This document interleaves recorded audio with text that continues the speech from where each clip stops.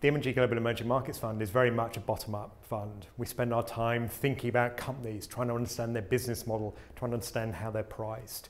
We're generally looking for two different kinds of businesses, those which have low returns today, but where we can see them improving in the future, or companies which have reasonable returns already. They're good, well-run businesses, but where the future sustainability of those returns aren't priced. The combination of those two kinds of companies we think makes our portfolio very robust and able to cope with the volatility which will happen in emerging markets, but that is also the opportunity in terms of these assets being attractively priced and able to deliver you a strong long-term return.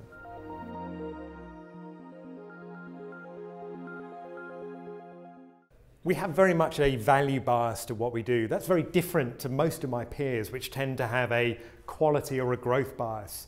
The last 3-4 years have been volatile in emerging markets. That's led people to gravitate towards companies which feel safe in terms of the quality names, or where they're delivering growth, whatever the macro environment, which are growth stocks.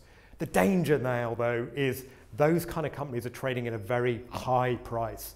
I think value stocks in emerging markets, in complete contrast, are incredibly attractively priced, one of the most attractively priced asset classes out there. Yes, you're taking a little bit of risk, but actually the world economy, the fundamentals are actually very strong now, and those value stocks will benefit the most from that, but there is little or nothing in the price today for that fundamental improvement.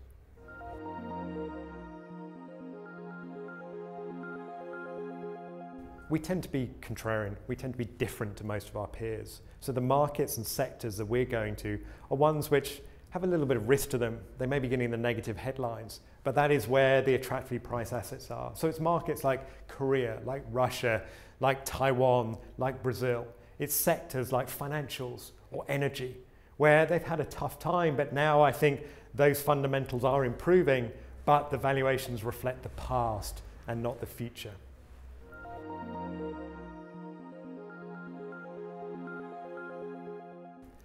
Yes, emerging markets have done well, but I think it is justified.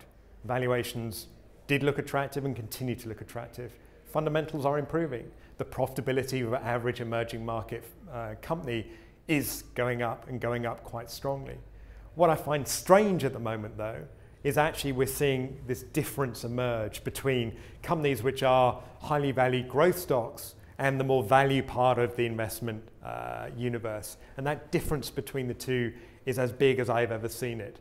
So I think even though EM in aggregate looks attractive, your real opportunity is being selective and going for the cheaper parts of the markets or the cheaper sectors. That's where the opportunity lies today.